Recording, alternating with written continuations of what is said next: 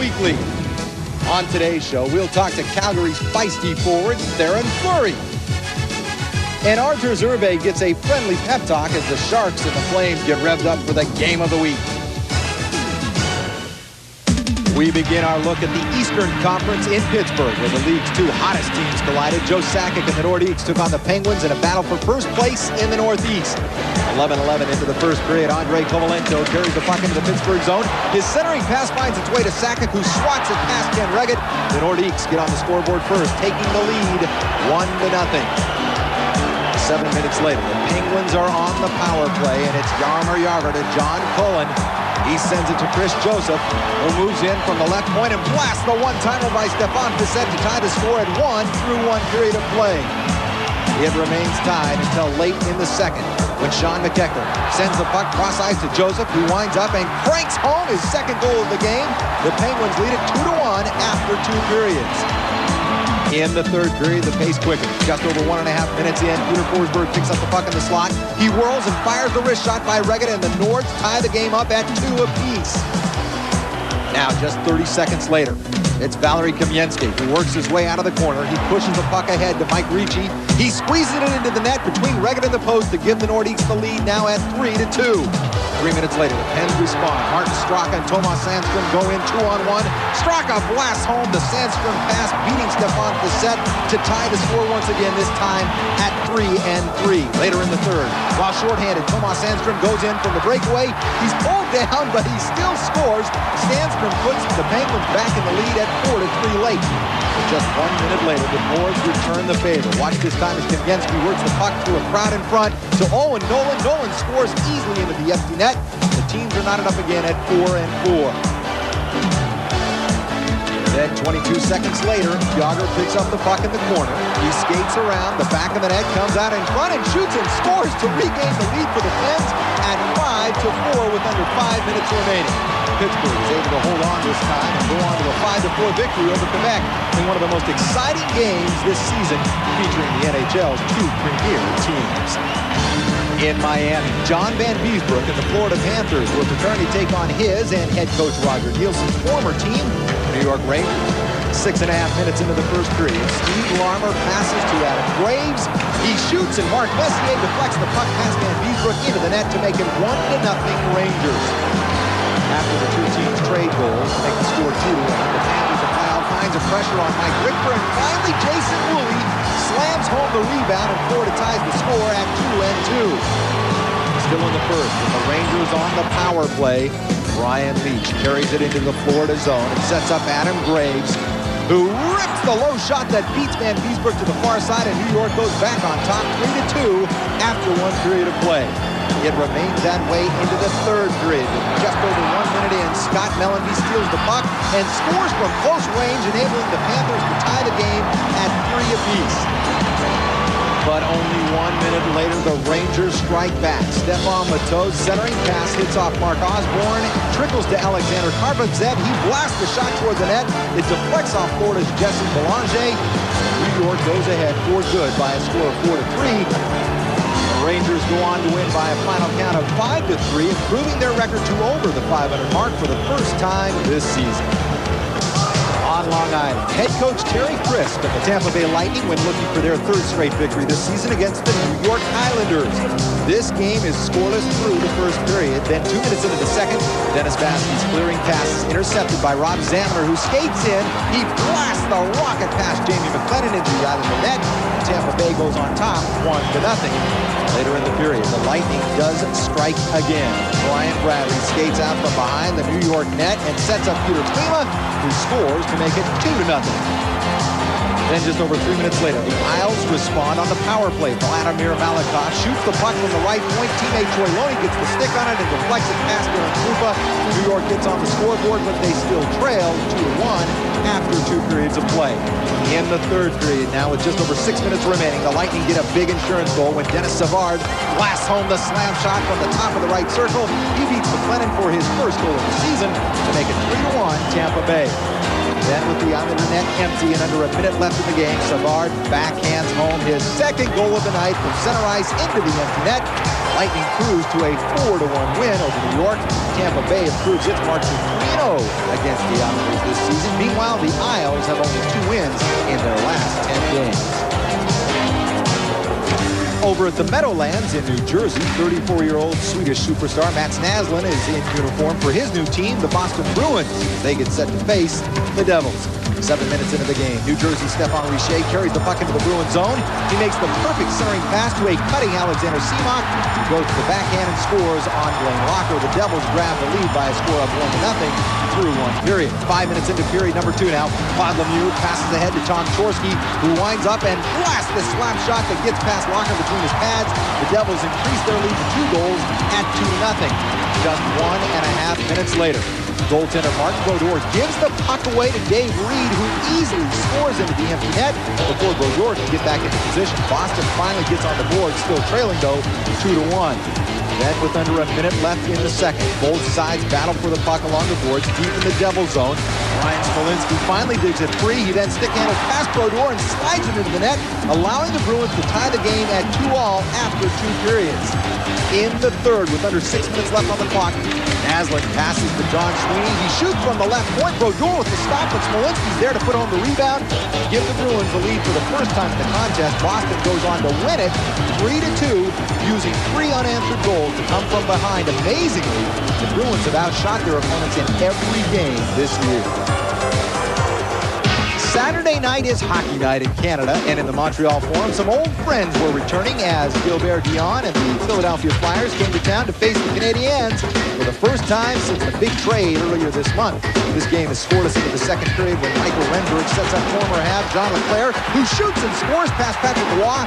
The Flyers break through first and take the 1-0 lead, leaving Montreal fans wishing LeClair was still a Canadian.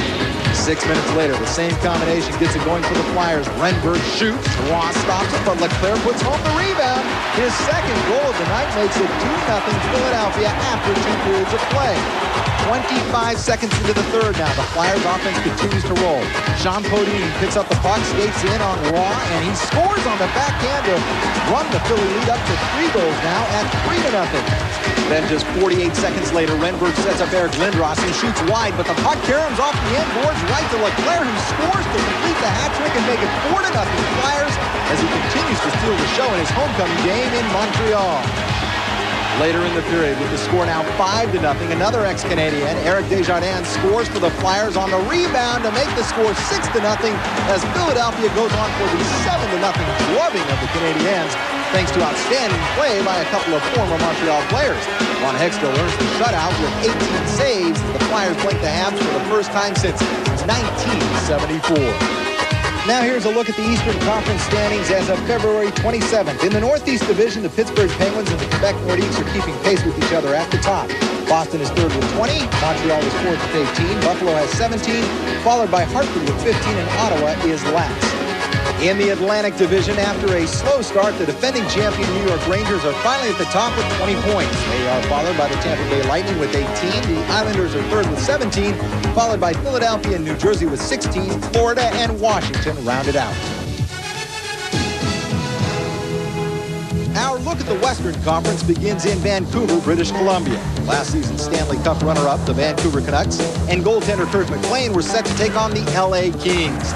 3 minutes into the contest, Canucks on the power play. Cliff Ronnick winds up and cranks the slap shot that beats Kelly Rudy from the right face-off circle. Vancouver jumps out to an early 1-0 advantage in front of the home crowd. After trading goals to make it 2-1, Canucks in the second. Sean O'Donnell sets up Dan Quinn for a tip-in goal from in close. Los Angeles ties the game at 2-2 on a bang-bang type of a play.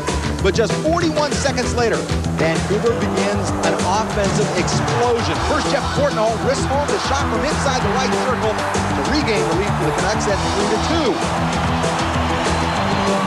Still in the second period, Vancouver works in the King zone. Jeff Brown drives the shot from the right point. It deflects off Joseph Voronic and bounces to teammate Martin Jelena, who buries it into the net, giving the Canucks a 2-goal cushion at 4-2. Then late in the period, Pavel Bure starts a Vancouver rush. He chips the puck over to Jelena, who wiggles his way around the defense, then shoots and scores, beating Rudy to increase the Canucks lead to 5-2 after 2 periods of play. Grant Fuhrer replaces Rudy for the 3rd period, but it doesn't matter. With the score now 6-2 Vancouver, Brown sets up Gure, who rockets home the slap shot from the blue line. This gives the Canucks a 7-2 lead.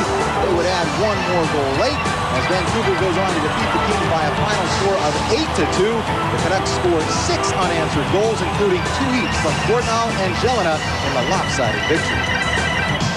In St. Louis, Brendan Shanahan and the Blues are extremely tough to beat in their new arena, the Kiel Center. Wednesday night, the San Jose Sharks came to town looking for a win on the road. In the first period, first-year player Patrice Tardif steals the puck behind the San Jose net. He sets up fellow rookie Ian LaPerriere, who shoots and scores, beating Wade Flaherty to put St. Louis ahead 1-0.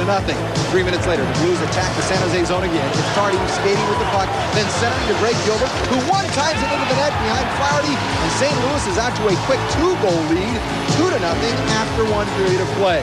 In the second period, the same line produces again for the Blues. It's Tardif to Gilbert to LaPerriere in front.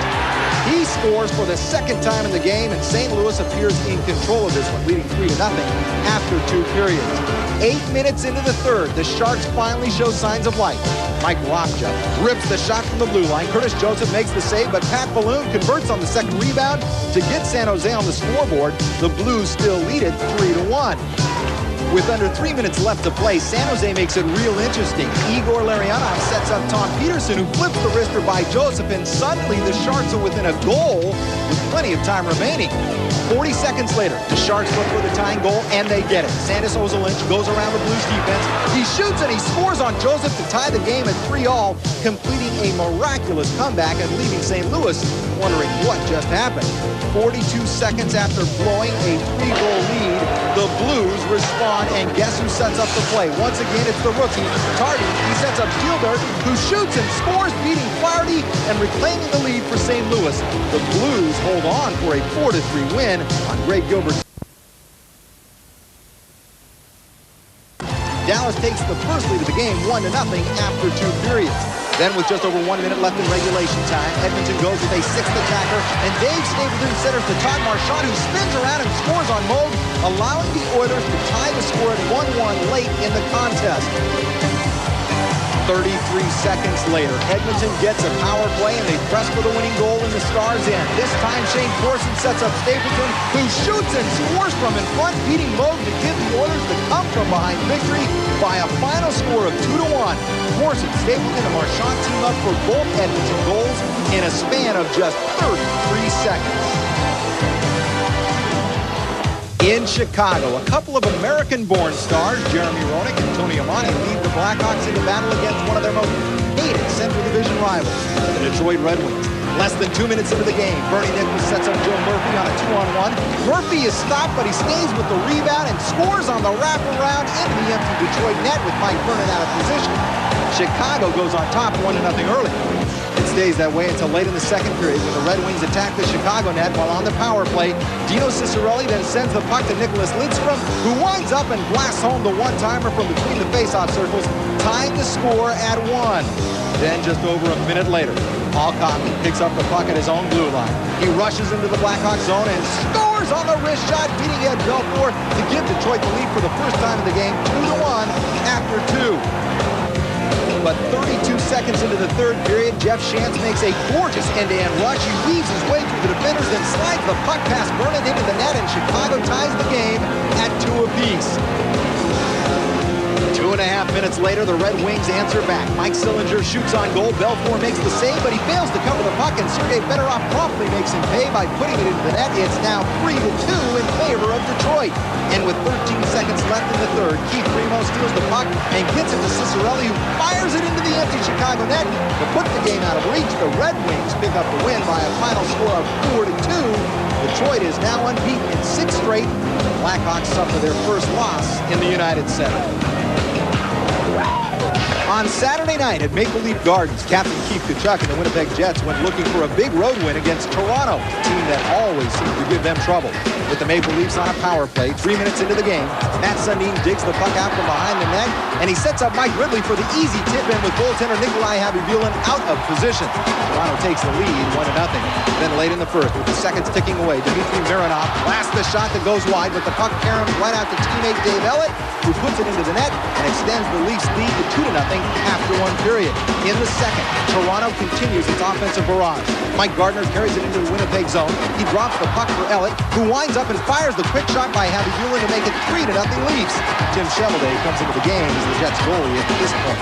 3 minutes later, Winnipeg responds on the power play. It's Teemu Selanne to Alexei Zhamnov, who shoots, and Darren Shannon is there to deflect it home. The Jets finally solve Felix Potvin, but still trail 3-1 after 2. 4 minutes into period number 3, Winnipeg with another man advantage. Nelson Emerson sends the lead pass to Tkachuk, who risked a tricky shot past Potvin into the Maple Leaf net, and suddenly the Jets are back in it, trailing by 1, 3-2. 4 minutes later, Toronto gets the power play opportunity.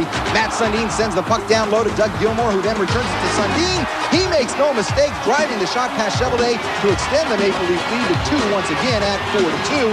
The Leafs tack on one more as they escape with a 5-2 victory. Toronto goes 3 for 7 on the power play and improve to 7-2-1 in their last 10 meetings with the Jets. And now a look at the Western Conference standings. In the Central Division, the Detroit Red Wings own the number 1 spot this week with 25 points. St. Louis and Chicago are tied for second with 23 points. Toronto is third with 21 points. Winnipeg has 15 points. And Dallas is in last place with 11. In the Pacific Division, the Calgary Flames are on top with 21 points. San Jose, Edmonton, and Vancouver are all tied for third with 16, while Los Angeles and Anaheim have 14 and 11, respectively.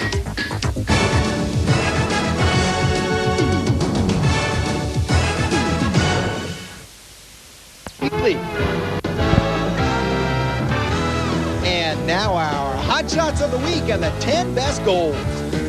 Reed able to keep it in. Smolinski cuts to the net. Scores! Brian Smolinski! Curry's brought down by Babbage. Penalty coming to the Canuck. Cowie with it. Tees it up. Score! Rob Cowie. Here's Sean Podine. Podine is ahead of the defense. Backhand. He scores! Sean Podine. Pivoting off with this now is McLean. Dealt one in front. Oh, and it's deflected off the shoulder. Posing, and it comes in. The Devils have a crazy bounce goal. And the way it's been going, they'll take it. Here's Johnson. In front. Scores. LaPointe. There's no score in the game. Left-hand had his pocket pick. It's Straka again. Centering. Oh, it's gone.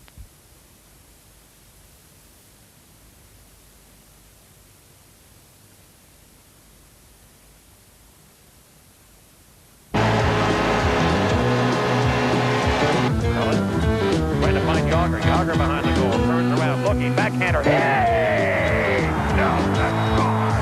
Jaromir Yager. Oh, you'd have to be here to believe it. Here comes Ranheim racing ahead with Pronger. Paul Ranheim goes down. Sweeps it into the net. He scores! Paul Ranheim went down. It looked like he was out, but he has scored. And the Whalers lead it 2-1. Oh, what an effort by Paul Ranheim. And now let's check out the goalies. Play battle. Behind the net. Pass in front. Backhand. Marvelous save by Locker. Back to Nemchina. Crowd loves it. Low in front. Olchek grabbed by Burke. Sylvain Cote pulling with a gap. Drops it off. Here's Miller. Fires! Kick out the pad. Stop Brodeur. A dandy. They get it to Gerald Diddick. Diddick. Great drop pass for Cornwell. Wheels shoots. Glove save by Grandeur. The puck goes to the near boards. 20 seconds to play.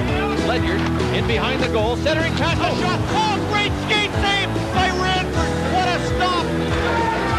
Dixon Ward going after it. Lynch just holding him up. Wrangles out. Here's Eastwood. Wrangles shoots. What a stop by Vernon. How did he get over there? Great save. Lindsay with a wrist shot. Tucknut the save. Circling here is Hull. Severin walks in. Great glove save by Tucknut. And he'll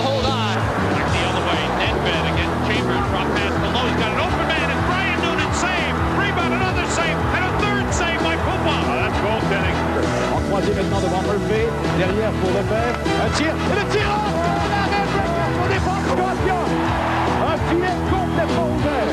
Good job by the Kings defenseman with Philippe Boucher right there to take the man away. Taken away. Shot is done by Quinn and a save by Trevor Kidd.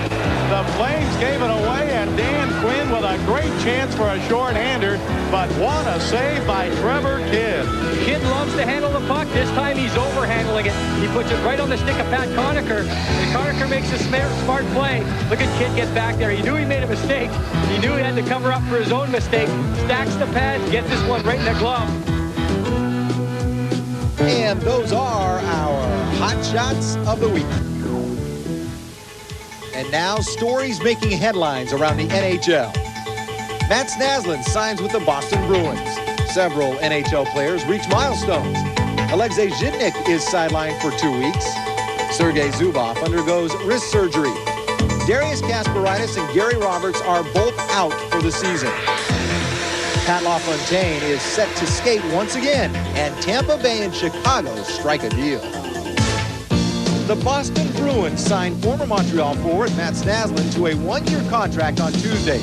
Terms were agreed to last week on a deal that will reportedly bring the Swedish star about $200,000 for the remainder of this season, with an option to extend the contract for 1 year. The 35-year-old Naslund practiced with the team last Monday and recorded his first point last Thursday in a game against the New Jersey Devils, assisting on Brian Smolinski's game-winning goal. There's a few guys in the league that are older than me that are still doing pretty good. I saw one last night on TV, Joey Mullen. He's still doing pretty good in Pittsburgh and so on. There's a few older guys, so it's I think it's still hope for me too. Another Swedish native from the past has again appeared on the NHL scene, Edmonton Oiler Ken Nielsen. He scored his first goal of the season against the Los Angeles Kings last Saturday night. It was his first goal since 1987. He was last with the Edmonton Oilers. And Los Angeles Kings right wing Rick Tocchet recorded his 300th career goal in that same game as he beat Billy Ranford. His goal tied the score at 3. The Kings would go on for a 4-3 victory.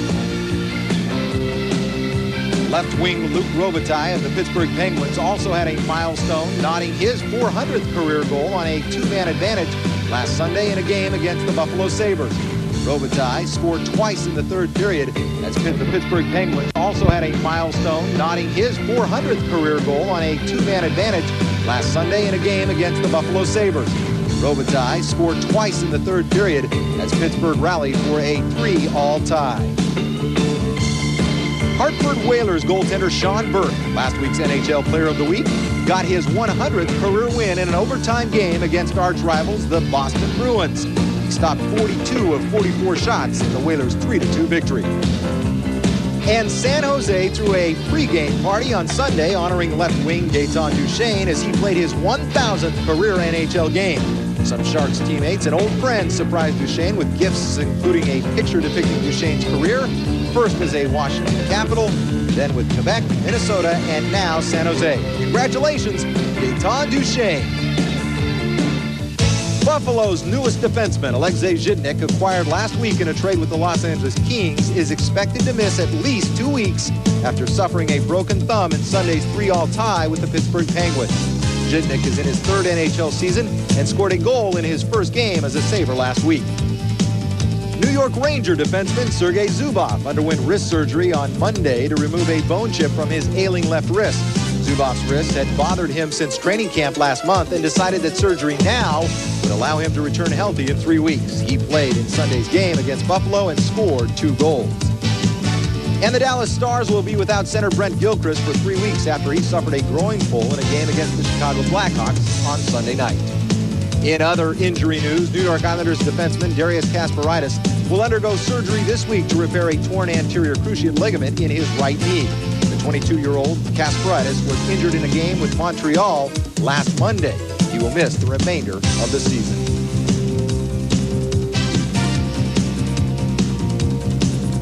Gary Roberts of the Calgary Flames will also miss the rest of the season as he faces surgery to remove 1 or 2 damaged discs in his spine near his neck. The good news, however, is that it is not career-ending as he first feared. Following surgery, Roberts will be in a restrictive neck brace for 6 to 8 weeks. Buffalo's superstar Pat LaFontaine, who has been sidelined for more than a year with knee problems, has said he will begin practicing on March 6th. He will then be reevaluated by doctors to see if he is ready for game action. He has been out since November 1993 and underwent reconstructive surgery on his right knee a month later. The Tampa Bay Lightning and the Chicago Blackhawks have pulled off a 5-player deal this past week. The Blackhawks sent center Paul Yzerbark and right wing Rich Sutter to Tampa Bay. 28-year-old Yzerbark had back-to-back 30-goal seasons with Detroit in 1991 and 92 and 92 and 93. Tampa Bay is hoping the 31-year-old Sutter can lend his toughness and leadership to their young team. In return, the Blackhawks get right wing Jim Cummins and defenseman Tom Tilley and Jeff Buchanan. Cummins has 1 goal in 10 games for the Lightning this season, while Tilley and Buchanan have both spent the season playing in the minor leagues. The Dallas Stars and the New Jersey Devils also pulled off a deal swapping centers. The Stars sent veteran Neil Broughton to the Devils, and New Jersey sent Corey Millen to Dallas. Neil Broughton spent his entire 14-year career with the Minnesota North Stars, who then became the Dallas Stars, scoring 266 goals, 582 assists, for 848 points coming into this season.